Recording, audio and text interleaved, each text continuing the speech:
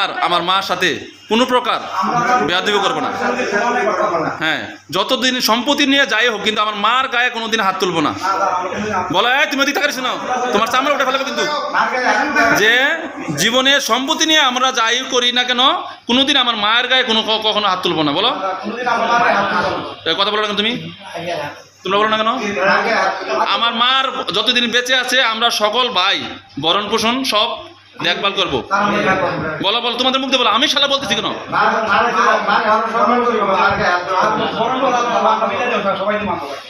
আমার কথার সাথে মিল আছে?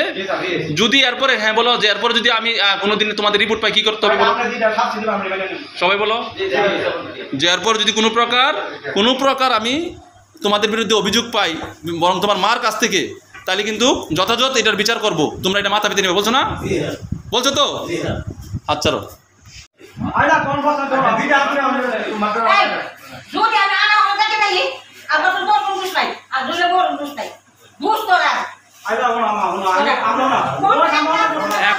এখন আমি যেটা বলতেছি আপনার কথা, আমি তো মাগো আপনাকে এক কথা বলে দিছি যে একমাত্র আপনি পারবেন আপনার সন্তান থেকে আমার কাছ থেকে বাঁচাই নিতে, বাকি বিচার তো ওই কাউন্সিলর করবই। এখন আপনার সন্তান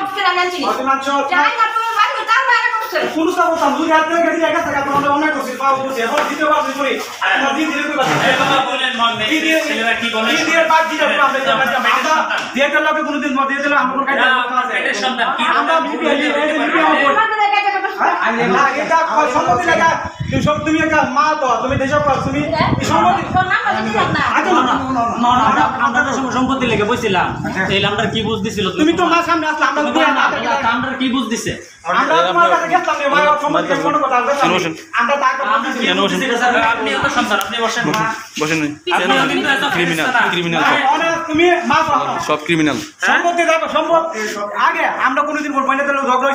আমার শুধু আগে শুনেন, এক মিনিট,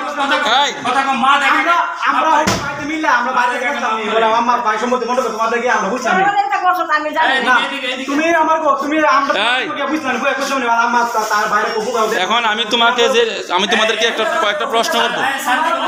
তোমাদেরকে আমি প্রশ্ন করবো, তোমাদের মার কাছ থেকে আগে মাফ নাও, তোমার মা আগে মাফ নেওয়ার পর প্রশ্ন করবো। বলো তোমার মাকে, এখন আপনি মাফ করার পরে এখান থেকে ফয়সালা যাবেন।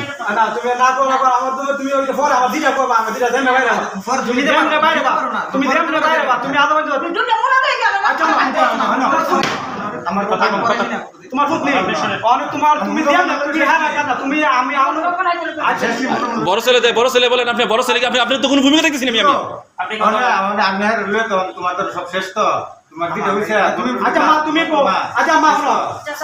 তোমরা বলো যে সবাই বলেছে, ঠিক আছে?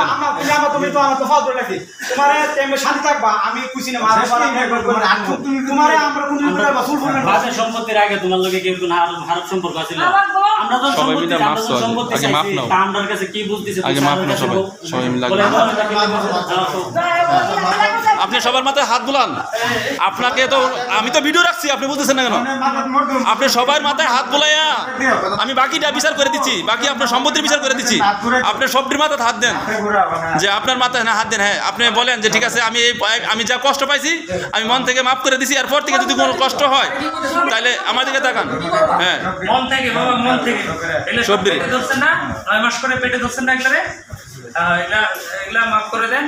আর মানুষের বাচ্চা থাকে এরপরে, হ্যাঁ, এরকম যদি করে মানুষের। আপনার অভিযোগ কি বলেন? আপনার ছেলের বিরুদ্ধে অভিযোগ কি সমস্যা? আপনার ছেলের আপনারা কি করে? আমার আটকে এরপরে আমার একটা ডলার নেই, ঠিক আছে? হ্যাঁ, একটা ডলার এরপরে যে পানি বলছি বাদ তুলি, এরপর মারুম, এবার তাবি না দিছে, দূর করা দিছে, যা আমরা পাগলে যেতাম না। ইলা আমি পাগলে যেতাম। ইলা বলতে কে? এই ওনা? হ্যাঁ, জি জি। আচরণ ইলা বলতে এই যে আপনার এটা ছেলে? জি জি। এই ছেলে আপনাকে কি করতো? আপনাকে কি ঘরে আটকাইছে এই ছেলে?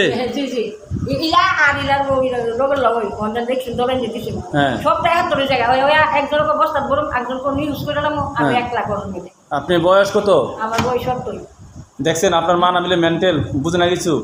আপনার মা বয়সটা অত সুন্দরভাবে বললো কেমনি?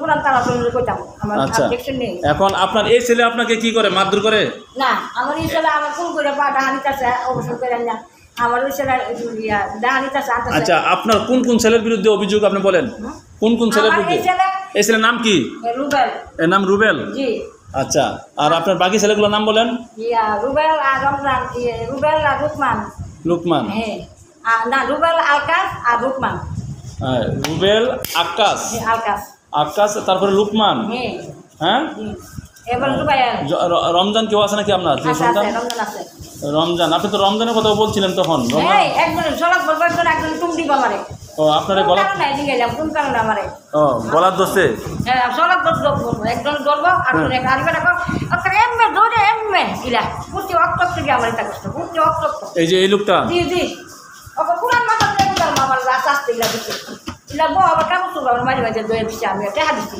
হ্যাঁ ইলা বউ টাকাতে আইলে কাপড় চুল দিচ্ছি আমার দয়ে আচ্ছা এখন আরেকটা কথা বলেন যে আরেকটা কথা বলেন আপনার খাবার টাবার দেয় না কতদিন একজনের যদি একদিন ধরে বাদ দিন গা আর রাতকাল একটা কাহে থাকে একটা কলা হয় ইলিজে ইদা পাড়া মাছের দিয়ে পাড়াইলে ওই পুরা বৈকেট কাটে আর হ্যাঁ আমার একটা জিনিস এনে দিচ্ছে না আমার ওই হাত বদলাছে করতে গিয়ে একটা কাহে চাক্কা আর একটা ডিম হয় আচ্ছা তারা আপনাকে ঘরে আটকে রাখছে কতদিন হ্যাঁ ঘরে আটকে রাখছে 3 মাস 3 মাস 3 মাস ঘরে আটকে রাখছে জি 3 মাস আবার লাইটটা থু পিছার আগার